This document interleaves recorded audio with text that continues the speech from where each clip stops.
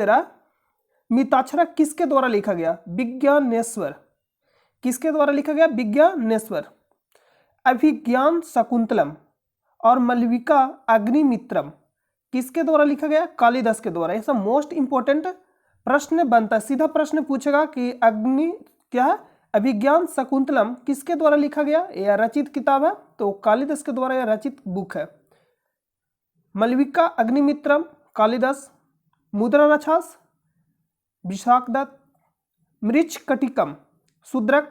और यहाँ पे एक और कर लीजिएगा, मेघदूत, ये भी किसके द्वारा लिखा गया? कालिदास के द्वारा लिखा गया। कामसूत्र वात्सायन। काव्य मीमांसा और कर्पूर मंजरी किसके द्वारा लिखा गया? राजेश शेखर। हर्षचरित बाणभट्ट के द्वारा लिखा गया। अमरकोश अमरसी। मलिंद पान्हो नागसेन। बृहत संहिता ब्राह्महिर। उत्तर रामचरित्र किसके द्वारा लिखा गया? भवभूति के द्वारा लिखा गया। राजतरंगिणी मोस्ट इंपॉर्टेंट है, कल्हण के द्वारा लिखा गया। और इसमें किसका वर्णन है? तो जम्मू कश्मीर का हिस्ट्री। अगर आपको जम्मू कश्मीर का मतलब इतिहास जानना है तो आप कल्हण के द्वारा लिखा गया बुक कौन सा? राजतरंगिणी। इसको आप पढ़िए, आप जान जाइएगा कि जम्मू कश्मीर का जो हिस्ट्री है क्या है। सिद्धांत शिरोमणि भास्कराचार्य। काव्य दर्शन दंडी। गीत गोविंद जयदेव, ये सब तो आपको याद होगा, गीत गोविंद जयदेव। स्वप्न वासवदत्ता भास के द्वारा लिखा गया। पंचतंत्र विष्णु शर्मा। बुद्ध चरित्र अश्वघोष। भागवत गीता और महाभारत किसके द्वारा लिखा गया? वेद व्यास। नाट्य शास्त्र भारत के द्वारा लिखा गया। भरत। रामायण वाल्मीकि। रामचरित्र मानस गोस्वामी तुलसीदास जी के द्वारा लिखा गया। हित उपदेश नारायण भट्ट के द्वारा लिखा गया। और गार्गी संहिता किसके द्वारा लिखा है? कत आयन के द्वारा। और इसे क्या कहा जाता है? ज्योतिष ग्रंथ के नाम से भी जाना जाता है। तो सीधा प्रश्न पूछेगा कि ज्योतिष ग्रंथ के नाम से किससे जाना जाता है? तो गार्गी संहिता को ज्योतिष ग्रंथ के नाम से जाना जाता है। और ये किसके द्वारा लिखा गया? कतायन के द्वारा लिखा गया। कृति कौमुदी सोमेश्वर के द्वारा लिखा गया बुक है कृति कौमुदी। तो ये मोस्ट इंपॉर्टेंट किताब है जो आप याद रखिएगा। और यहाँ अभिज्ञान शकुंतलम और मलविका अग्निमित्रम। अभिज्ञान शकुंतलम और मलविका अग्निमित्रम एक किसके द्वारा लिखा गया? कालिदास। और मेघदूत भी यहाँ पे कर लीजिएगा, मेघदूत भी किसके द्वारा लिखा गया? कालिदास। और मिताक्षरा विज्ञानेश्वर। मुद्रा राक्षस विशाखदत्त और मृच्छकटिकम शूद्रक। तो प्रश्न। नमस्कार दोस्तों, आप सभी का स्वागत है हमारे चैनल पे पहली बार विजिट कर रहे हैं तो वीडियो को पूरा जरूर देखिएगा। और इसका पीडीएफ डाउनलोड करना चाहते हैं तो टेलीग्राम चैनल से जाकर ज्वाइन हो जाइएगा, जिसका लिंक आपको वीडियो के डिस्क्रिप्शन में मिलेगा। या आपको टेलीग्राम चैनल पर जाकर सर्च करना है स्टडी लिंक पीडीएफ, वहां से भी जाकर आप ज्वाइन हो सकते हैं। तो आइए हम सीधा वीडियो को शुरू करते हैं। और चैनल पर पहली बार विजिट करें तो आप वीडियो को पूरा जरूर देखिएगा। आपको क्या करना, 1 से 2 दिन वीडियो को देखना है, ऑटोमेटिक आपके अंदर इंप्रूवमेंट नजर आएगा। क्योंकि जो भी हम आपको कराते हैं बिल्कुल 100% इसमें आपको योगदान मेरा रहता है, मतलब बिल्कुल मन से जिसको कहा जाता है ना, यानी मन से हम आपको ये सीरीज कराते हैं। तो वीडियो को पूरा देखिएगा और उम्मीद करते हैं कि आपको इससे ज़रूर फायदा होगा। और हम जो भी एनालिसिस कराते हैं यानी कंप्लीट आपका एनालिसिस दिया जाता है। जिसमें प्रश्न पूछा गया पानीपत का दूसरा युद्ध अकबर और हेमू के बीच किस वर्ष में हुआ था। तो इससे रिलेटेड और भी प्रश्न पूछा जा सकता है। तो चलिए हम लोग शुरू करते हैं वीडियो को। और अपने पास एक पेन और कॉपी जरूर रखिएगा, और जो भी आपको नोट कराया जाता है उसको नोट करते रहना है आपको। तो आज का पहला प्रश्न क्या है कि पानीपत का दूसरा युद्ध अकबर और हेमू के बीच किस वर्ष में हुआ था। इसका कहने का मतलब है यहाँ पानीपत का दूसरा युद्ध के बारे में बात कर रहा है। तो इसका कहने का मतलब कि पहला युद्ध भी हुआ होगा, दूसरा युद्ध का बात कर रहा है तो पहला युद्ध हुआ होगा। तो पानीपत का पहला युद्ध, सेकेंड और थर्ड, यानी पानीपत का टोटल कितने युद्ध हुआ था? 3। तो सबसे पहले हम लोग देखेंगे इससे इंपॉर्टेंट क्या क्या पूछा जा सकता है। तो पहला प्रश्न बनेगा पानीपत का युद्ध। और पानीपत है कहाँ? हरियाणा में। देखिए हरियाणा में, यहाँ से आप जो लोकेशन देख रहे हैं ये आपका हरियाणा है। तो पानीपत कहाँ पड़ता है? हरियाणा में। तो पानीपत का पहली लड़ाई किसके बीच हुआ? बाबर और इब्राहिम लोदी के बीच हुआ था। बाबर और इब्राहिम लोदी, लिख रहा है कि बाबर ने इब्राहिम लोदी को हराया। तो प्रश्न पूछेगा कि पानीपत का पहली लड़ाई किसके बीच हुआ? बाबर और इब्राहिम लोदी के बीच। जिसमें से कौन हरा? बाबर। जीता कौन? हारा कौन? इब्राहिम लोदी। जीता कौन? बाबर। यहाँ सारा कुछ लिखा गया, आप इसको नोट कर लीजिएगा। पानीपत का द्वितीय युद्ध अकबर और हेमू को मतलब अकबर और हेमू के बीच हुआ था, जिसमें से कौन हारा? हेमू। अकबर ने हेमू को हराया 1556 में, और पानीपत का पहला युद्ध 1526 में। पानीपत का तीसरा युद्ध 1761 में। अहमद शाह अब्दाली ने मराठों को हराया। यहाँ लिख रहा भारत पाक युद्ध कब हुआ था? 1965 में। भारत पाक युद्ध कब हुआ? 1965 में। तराइन का प्रथम युद्ध, और ये भी कहाँ हुआ था? हरियाणा में। तो तराइन का प्रथम युद्ध कब हुआ था? 1192 में। तराइन का प्रथम युद्ध पूछेगा, देखिए यहाँ पे लिखा गया 1192 में। आप सुनते जाइएगा। तराइन का प्रथम युद्ध 1192 में। पृथ्वीराज ने मोहम्मद गौरी को हराया। तराइन का प्रथम युद्ध में पृथ्वीराज ने मोहम्मद गौरी को हराया। और तराइन का जो द्वितीय युद्ध हुआ, जिसमें मोहम्मद गौरी ने पृथ्वीराज को हराया, यानी दोनों जो युद्ध हुआ था किसके बीच हुआ था? पृथ्वीराज और मोहम्मद गौरी के बीच। ज़्यादा डीप में प्रश्न पूछेगा तो पृथ्वीराज 1 दे सकता है, पृथ्वीराज 2 दे सकता है, और पृथ्वीराज 3। तो पृथ्वीराज कौन था? एकदम डीप में बिल्कुल जाके ज़्यादा प्रश्न पूछेगा तो पृथ्वीराज तृतीय, यानी पृथ्वीराज 3, यानी द्वितीय था। तो पृथ्वीराज तृतीय ने मोहम्मद गौरी को हराया।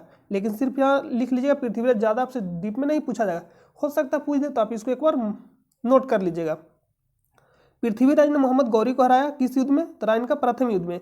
तराइन का द्वितीय युद्ध में किसने हराया? मोहम्मद गौरी ने पृथ्वीराज को हराया। 1100 कब हुआ था? 92 में। देखिए प्रथम तराइन का युद्ध 1191, द्वितीय 1192। यहाँ लिख रहा चंदावर का युद्ध। चंदावर का युद्ध किसके बीच हुआ? मोहम्मद गौरी ने जयचंद को हराया। तो किसके बीच होगा? मोहम्मद गौरी और जयचंद के बीच। कब हुआ? 1194 में। खनवा का युद्ध, तो बाबर ने राणा सांगा को हराया 1527 में। और एक खनवा कहाँ पड़ता है? देखिए खनवा, अगर आप लोकेशन देखिए यहाँ पे, देखिए ये आपका हो जाएगा। नेक्स्ट है चंदेरी का युद्ध। कब हुआ? 1528 में। बाबर ने मेदिनी राय को हराया। 1565 तालीकोटा के युद्ध 1565 में हुआ। ये प्रश्न पूछा गया बीपीएससी में। तालीकोटा के युद्ध, यानी सारा प्रश्न मोस्ट इंपॉर्टेंट है। जो भी युद्ध आपको दिया गया है ये मोस्ट इंपॉर्टेंट है, यानी इतना से ही आपके एग्जाम में आएगा। तालीकोटा के युद्ध 1565 में, इसको आप नोट कर लीजिएगा। वांडीवास का युद्ध कब हुआ? 1560 में, सॉरी 1760 में। वांडीवास का युद्ध किसके बीच हुआ था? तो अंग्रेजों ने फ्रांसीसियों को हराया, यानी अंग्रेज और फ्रांसीसियों के बीच हुआ था वांडीवास का युद्ध। अंग्रेजों ने फ्रांसीसियों को हराया, ये प्रश्न पूछा जाएगा। चौसा के युद्ध शेरशाह ने हुमायूं को हराया। कब हुआ? 1539 में। चौसा के युद्ध शेरशाह ने हुमायूं को हराया, ये प्रश्न याद कर लीजिएगा। बक्सर का युद्ध 1764 में। अंग्रेजों ने मीर कासिम को हराया। तो अंग्रेजों ने मीर कासिम को हराया, तो यहाँ प्रश्न ये पूछेगा कि अंग्रेज की तरफ से नेतृत्व कौन कर रहा था? Hector Munro. अंग्रेजों की तरफ से नेतृत्व कौन कर रहा था? Hector Munro. और इधर जो संयुक्त सेना था, 3 गो सेना था इधर संयुक्त सेना में। एक तो हो जाएगा मीर कासिम, सुजाउद्दौला, एक और शाह आलम द्वितीय। शाह आलम द्वितीय, मीर कासिम, सुजाउद्दौला और शाह आलम द्वितीय। संयुक्त सेना हार गई थी। नेक्स्ट है हल्दी घाटी का युद्ध। अकबर ने महाराणा प्रताप को हराया। भारत पाक सेकेंड युद्ध कब हुआ? 1971 में। पलासी का युद्ध, अंग्रेजों ने सिराजुद्दौला को हराया। एक है सुजाउद्दौला जो कहाँ शामिल था? बक्सर का युद्ध में। और एक है सिराजुद्दौला जो कहाँ शामिल था? पलासी के युद्ध में। पलासी का युद्ध कब हुआ? 1757 में। और अंग्रेज की तरफ से नेतृत्व कौन कर रहा था? Robert Clive. और रॉबर्ट क्लाइव को बंगाल का प्रथम गवर्नर बनाया गया पलासी के युद्ध के बाद। 1540 कन्नौज का युद्ध, शेरशाह ने हुमायूं को हराया। 1540 कन्नौज का युद्ध, शेरशाह ने हुमायूं को हराया। घाघरा का युद्ध 1529, बाबर ने अफगानों को हराया। भारत यहाँ पे चीन युद्ध लिखा गया 1962 में। कारगिल का युद्ध 1999। इसको आप एक बार जरूर याद रखिएगा, ये मोस्ट इंपॉर्टेंट है। और इस तरह से भी आप याद रख सकते हैं बाबर की लड़ाई, जो आप कभी कभी आप सुने होंगे ट्रिक, बाबर आया, पानी पिया, खाना खाया, घर गया, चंदन का टीका लगाया, मर गया। इस तरह से आप याद रख सकते हैं। तो इससे भी याद रखते हैं, तो इससे भी आप याद रख सकते हैं। तो इसका जो आंसर होगा क्या होगा? पानीपत का दूसरा युद्ध अकबर और हेमू के बीच किस वर्ष में हुआ था? कब हुआ? 1556 में। पहला पूछेगा 1526 में। और पानीपत का तृतीय युद्ध 1761। अहमद शाह अब्दाली ने मराठों को हराया। नेक्स्ट प्रश्न पे चलते हैं। 1576 जो दे रहा है क्या हो जाएगा, हल्दी घाटी का युद्ध। देखिए यहाँ पे हम आपको नहीं बताएं क्या, हल्दी घाटी का युद्ध, हल्दी घाटी का युद्ध। देखिए यहाँ 1576 हल्दी घाटी का युद्ध, अकबर ने महाराणा प्रताप को हराया। नेक्स्ट प्रश्न है, प्रार्थना समाज के संस्थापक कौन थे? प्रार्थना समाज के संस्थापक, इसका स्थापना कब हुआ, 1867 में।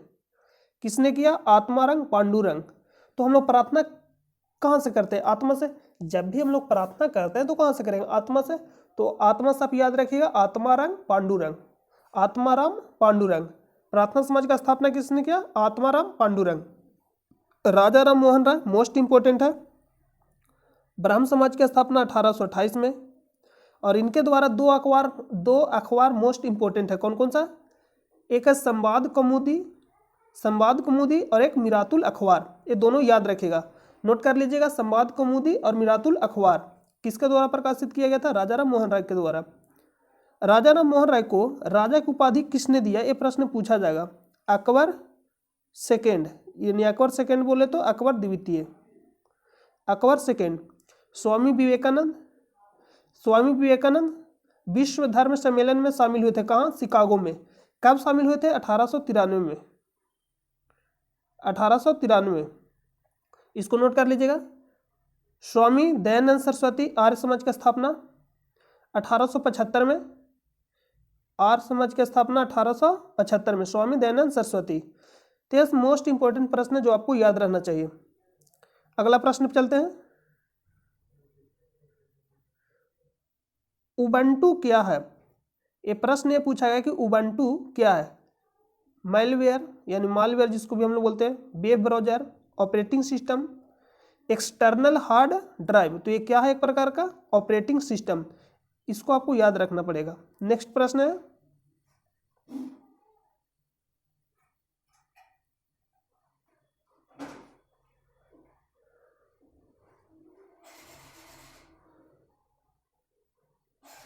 निम्नलिखित में से कौन सा देश संयुक्त राष्ट्र सुरक्षा परिषद का स्थायी सदस्य नहीं है। ये मोस्ट इंपोर्टेंट प्रश्न है। देखिए यहाँ से क्या क्या प्रश्न बन सकता है उसको आप नोट करिए।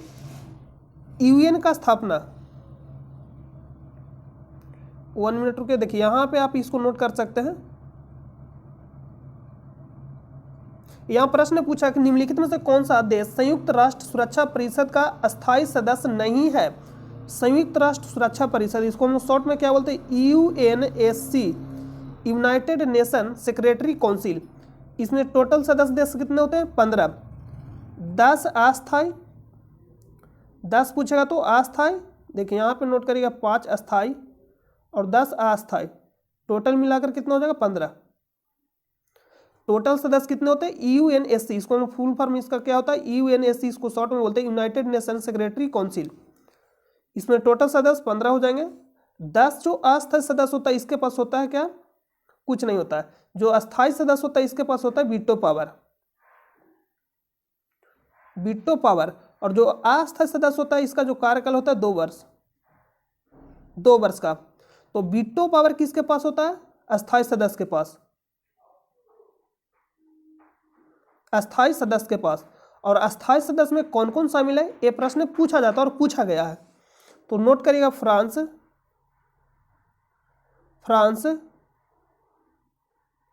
रूस, चीन, यूएसए बोले तो ब्रिटेन, यूएसए बोले तो अमेरिका, ब्रिटेन।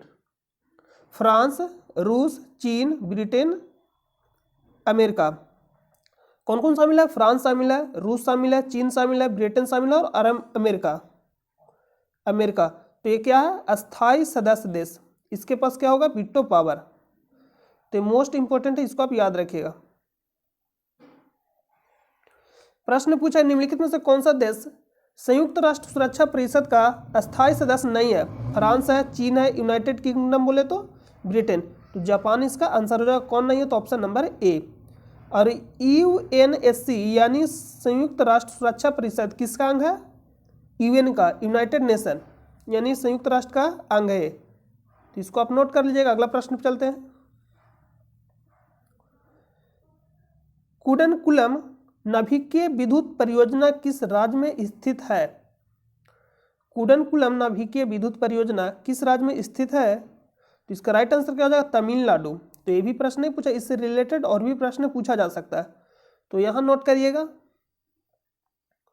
राजस्थान में क्या है? रावत भाटा। राजस्थान में क्या हो जाएगा? रावत भाटा। नोट कर लीजिएगा, राजस्थान रावत भाटा। नरौरा पूछेगा तो उत्तर प्रदेश। कलपक्कम और कुडनकुलम ये दोनों कहाँ स्थित है? तमिलनाडु में। कैगा कर्नाटक। तारापुर महाराष्ट्र में। काकरापार गुजरात में। ये मोस्ट इंपॉर्टेंट है, इसको आप जरूर याद रखिएगा। नरौरा उत्तर प्रदेश, कलपक्कम और कुडनकुलम ये दोनों का तमिलनाडु। कैगा कर्नाटक, तारापुर महाराष्ट्र, काकरापार गुजरात, रावत भाटा राजस्थान। तो इस प्रश्न का राइट आंसर क्या होगा? Option number D.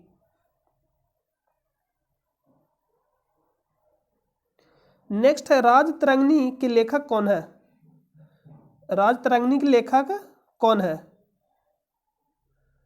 तो इसको नोट कर लीजिएगा, ऑप्शन नंबर सी कल्हन। और इसमें क्या बताया गया? जम्मू कश्मीर का हिस्ट्री। जम्मू कश्मीर का हिस्ट्री राजतरंगिणी में किसके द्वारा लिखा गया? कल्हन के द्वारा। कालिदास, अभिज्ञान शकुंतलम, मेघदूत, मालविका अग्निमित्रम किनके द्वारा लिखा गया? कालिदास। अगर आप वीडियो को शुरू में देखेंगे तो आपको रिवीजन में लगाया गया था इसका वीडियो, तो आप शुरू से जाकर वीडियो को देखिएगा, सारा कंप्लीट आपका हो जाएगा। जयदेव, गीत गोविंद। अगला प्रश्न पे चलते हैं। सुकन्या समृद्धि योजना क्या है और इसको शुरू कब किया गया? 2014 में। सुकन्या समृद्धि योजना। तो सुकन्या समृद्धि योजना क्या है? तो 10 वर्ष से कम बालिकाओं को, यानी 10 वर्ष से कम बालिकाओं के लिए क्या खोला जाएगा? खाता खोला जाएगा, यानी उनके नाम से खाता खोला जाएगा और उसमें क्या आपको करना है? मतलब पैसा आप जमा कर सकते हैं। तो ये सुकन्या समृद्धि योजना किससे संबंधित है? बालिकाओं से संबंधित है। तो बालिकाओं के लिए एक लघु जमा योजना, ऑप्शन नंबर ए राइट हो जाएगा। इसको शुरू कब किया गया? 2014 में। नेक्स्ट है, किस सिख गुरु ने खालसा पंथ की स्थापना की थी? तो गुरु गोविंद सिंह। गुरु Govind Singh, option number A right हो जाएगा। और सिखों के प्रथम गुरु कौन थे? गुरु नानक। देखिए यहां पे लिस्ट दिया गया होगा। सिखों के प्रथम गुरु गुरु नानक और सिखों के अंतिम गुरु या 10वें गुरु गुरु गोविंद सिंह। गुरु गोविंद सिंह। और सिखों के चौथे गुरु कौन थे? गुरु रामदास। गुरु रामदास जी के द्वारा क्या किया गया था? अमृतसर। आप जान रहे होंगे अमृतसर कहाँ पड़ता है? पंजाब में। किसके द्वारा अमृतसर, जो मंदिर है अमृतसर, किसके द्वारा स्थापना किया गया था? गुरु रामदास। देखिए अमृतसर में रियलिटी में जो अमृतसर है ये क्या था? एक सरोवर था। तो इसका एक कहानी लंबा है, तो आपको हम जब डिटेल में पढ़ाएंगे तो वहाँ आपको बताएंगे। यहाँ सिर्फ आपको ये याद रखना है कि सिखों के प्रथम गुरु कौन थे? गुरु नानक और अंतिम गुरु गुरु गोविंद सिंह। नेक्स्ट प्रश्न पे चलते हैं।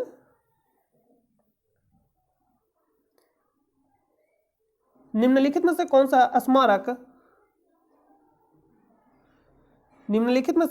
स्मारक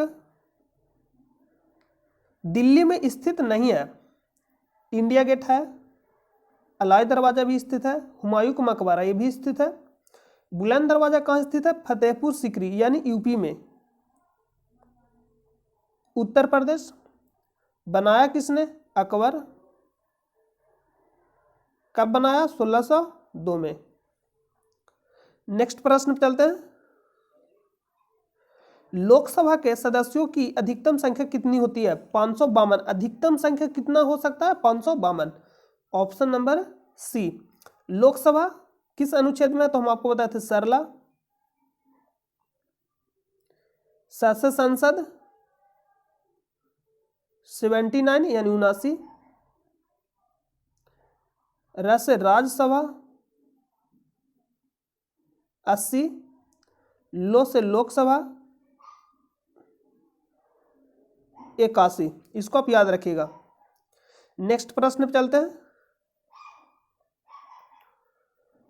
भारत के किन दो शहरों के बीच पहली semi high speed train Vande Bharat express चलती है? नाम क्या है? नई दिल्ली से वाराणसी। नाम नहीं है इसका, जो नाम क्या है हाई स्पीड ट्रेन, ट्रेन का तो नाम ही वंदे भारत एक्सप्रेस, यानी ये पहली सेमी हाई स्पीड है। ट्रेन का नाम क्या है? वंदे भारत एक्सप्रेस। और कहाँ चली थी? नई दिल्ली और वाराणसी जंक्शन के बीच। तो नई दिल्ली और वाराणसी के बीच चली थी कौन सा ट्रेन? वंदे भारत एक्सप्रेस। तो इसको आप याद रख लीजिएगा, ऑप्शन नंबर डी, पहली सेमी हाई स्पीड। नाम क्या? वंदे भारत एक्सप्रेस है, मोस्ट इंपोर्टेंट है, इसको आपको याद रखना चाहिए। नेक्स्ट प्रश्न पे चलते हैं। विश्व पर्यावरण दिवस 2020 के लिए संयुक्त राष्ट्र द्वारा घोषित थीम का नाम क्या था? एक करेंट का प्रश्न है 2020 का, लेकिन इससे रिलेटेड प्रश्न जो पूछा जाएगा वो मोस्ट इंपोर्टेंट है। जैसे में प्रश्न पूछेगा विश्व पर्यावरण दिवस कब मनाया जाता है? 5 जून। 5 जून विश्व पर्यावरण दिवस क्यों मनाया जाता है? क्योंकि 5 जून 1972 को 5 जून 1972 को यूएनईपी, जिसको हम लोग क्या बोलते हैं, यूनाइटेड नेशन इन्वायरमेंट प्रोग्राम का स्थापना कब हुआ था? 5 जून 1972 को। कहाँ हुआ था? नैरोबी केन्या में। नैरोबी केन्या, नैरोबी केन्या में कब हुआ था? 5 जून 1972 को। इसलिए हम लोग 5 जून को विश्व पर्यावरण दिवस मनाते हैं। और 2020 का थीम क्या था? जैव विविधता, बायोडाइवर्सिटी। और जैव विविधता दिवस कब मनाया जाता है? 22 मई। 22 मई। तो हम यहाँ पे आपको बताए थे 22 का आंकड़ा, 22 का आंकड़ा हम बताए थे 22 मार्च, 22 अप्रैल, 22 मई। 22 मार्च जल दिवस, सबसे पहले क्या आएगा? जल। उसके बाद क्या आएगा? पृथ्वी, पृथ्वी दिवस। उसके बाद क्या होगा? पृथ्वी पे विविधता, यानी जैव विविधता दिवस 22 मई। इसको आप नोट कर लीजिएगा। नेक्स्ट प्रश्न पे चलते हैं। निम्नलिखित में से कौन सा डीआरडीओ द्वारा विकसित एक मल्टी बैरल रॉकेट सिस्टम है? तो सबसे पहला प्रश्न जो बनेगा, डीआरडीओ का स्थापना कब हुआ? डीआरडीओ 1 जनवरी 1958, 1 जनवरी 1958। और इसका आदर्श वाक्य बलश्च मूलम विज्ञानम, यानी शक्ति का स्रोत विज्ञान।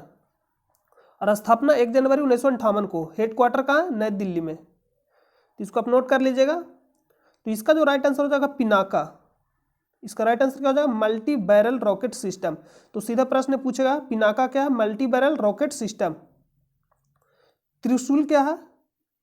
सतह से हवा में मार करने वाला मिसाइल है त्रिशूल, ये भी आप नोट कर लीजिएगा। पृथ्वी, सतह से सतह।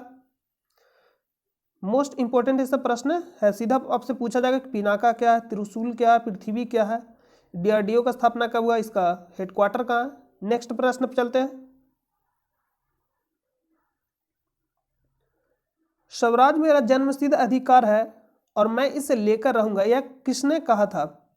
बाल Gangadhar Tilak. Option number A right हो जाएगा। बाल गंगाधर तिलक जी के द्वारा एक कथन दिया गया था, स्वराज मेरा जन्मसिद्ध अधिकार है और मैं इसे लेकर रहूंगा। ऑप्शन नंबर ए राइट हो जाएगा इसका। गोपाल कृष्ण गोखले महात्मा गांधी के राजनीतिक गुरु थे। कौन? गोपाल कृष्ण गोखले। और गोपाल कृष्ण गोखले के राजनीतिक गुरु कौन थे? एमजी रनाडे। एमजी रनाडे। और महात्मा गांधी के राजनीतिक गुरु कौन थे? गोपाल कृष्ण गोखले। चंद्रशेखर आजाद, मोस्ट इंपोर्टेंट है, Chandrashekhar Azad.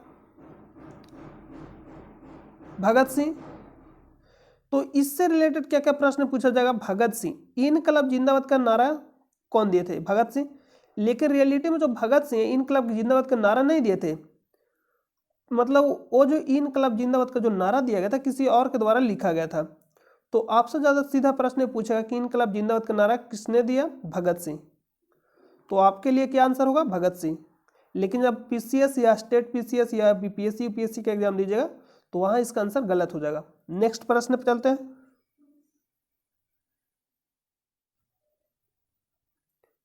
Which Indian state has the longest mainland coastal line.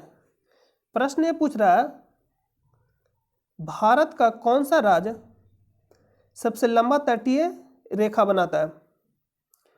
Answer क्या हो जाएगा? गुजरात। आंसर क्या हो जाएगा?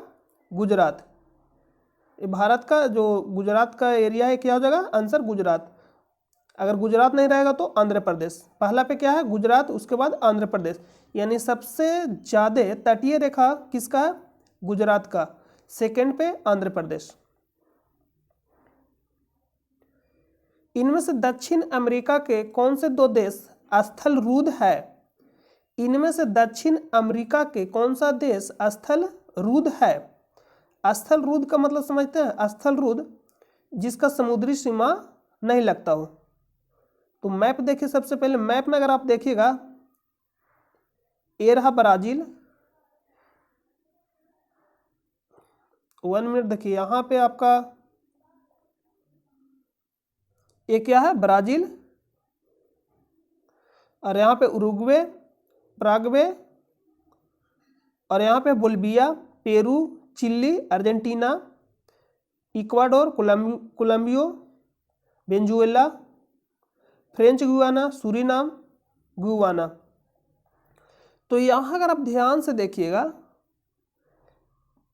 पराग्वे, क्या नाम है? पराग्वे। इसका जो सीमा है समुद्री सीमा के साथ नहीं लगता है। और एक बोलिविया, इसका सीमा देखिए लगता है, नहीं लगता। इधर से चिली है, इधर से पेरू है, इधर से ब्राजील है, इधर से पराग्वे और इधर से अर्जेंटीना। तो इसमें क्या हो जाएगा? बोलिविया और पराग्वे। बाकी जो भी देश है सभी का सीमा समुद्री से लगता है, यानी महासागर या समुद्र के साथ लगता है। उरुग्वे के भी लगता है, अर्जेंटीना, चिली तो है ही किनारे पे, ब्राजील का पूरा हो जाएगा, Peru, Ecuador, Colombia, Venezuela, Suriname, French Guiana, ये सब सभी का लगता है।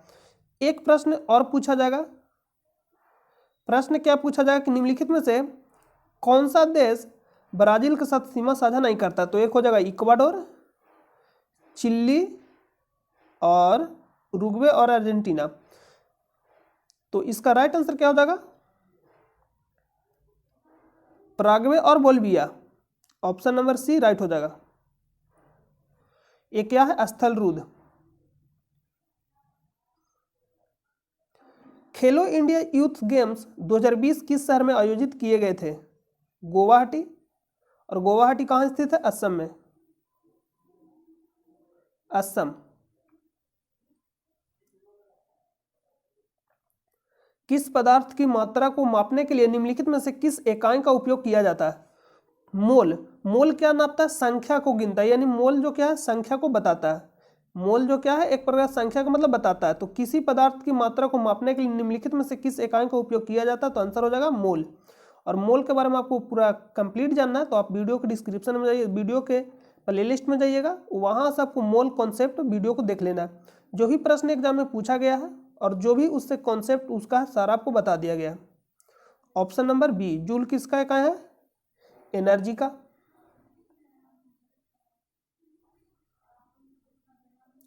भारतीय शास्त्रीय नृत्य शैली कुचिपुड़ी की उत्पत्ति किस राज्य में हुई? इससे बहुत ज्यादा प्रश्न पूछा जाता है। भरतनाट्यम, तमिलनाडु, कथक, उत्तर भारत, कथकली, केरल, कुचिपुड़ी, आंध्र प्रदेश, मणिपुरी, मणिपुर, मोहिनीअट्टम, केरल, उड़ीसी, उड़ीसा, सतरिया, असम। ये क्या है? Classical dance. भारत में टोटल कितने क्लासिकल डांस है? 8। ये आपको याद रहना चाहिए। तो भारतीय शास्त्रीय नृत्य शैली कुचिपुड़ी, तो आंसर क्या हो जाएगा? कुचिपुड़ी मतलब Andhra Pradesh. Option number A right हो जाएगा। कर्नाटक में यक्षगान, तमाशा और लावनी महाराष्ट्र, पंडवानी छत्तीसगढ़। और पंडवानी नृत्य से किनका संबंध है? तीजन बाई का। नेक्स्ट प्रश्न है, राजा राम मोहन राय के संबंध में इनमें से कौन सा कथन सही नहीं है? आपको बताना है कि इनमें से कौन सा कथन सही नहीं है। किनके बारे में? राजा राम मोहन राय के बारे में सही नहीं है। तो नहीं पर आपको ध्यान देना, लिख रहा है कि उन्होंने एक गिफ्ट टू मोनोथिस्ट नामक पुस्तक लिखी थी। मान लीजिए किसके बारे में हमें मालूम नहीं है, मान लेते हैं कि नहीं मालूम है। आगे पढ़िए, उन्होंने आर्य समाज की स्थापना की थी। अभी तुरंत आपको बताएं कि आर्य समाज की स्थापना किसके द्वारा किया गया था?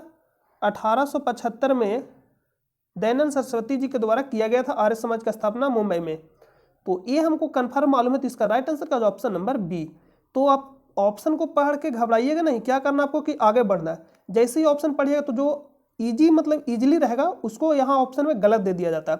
जैसे में दिया आर्य समाज का स्थापना राजा राम मोहन, नहीं, तो इसका स्थापना कौन किए थे? दयानंद सरस्वती। कब किए थे? 1875 में, दयानंद सरस्वती जी के द्वारा 1875 में।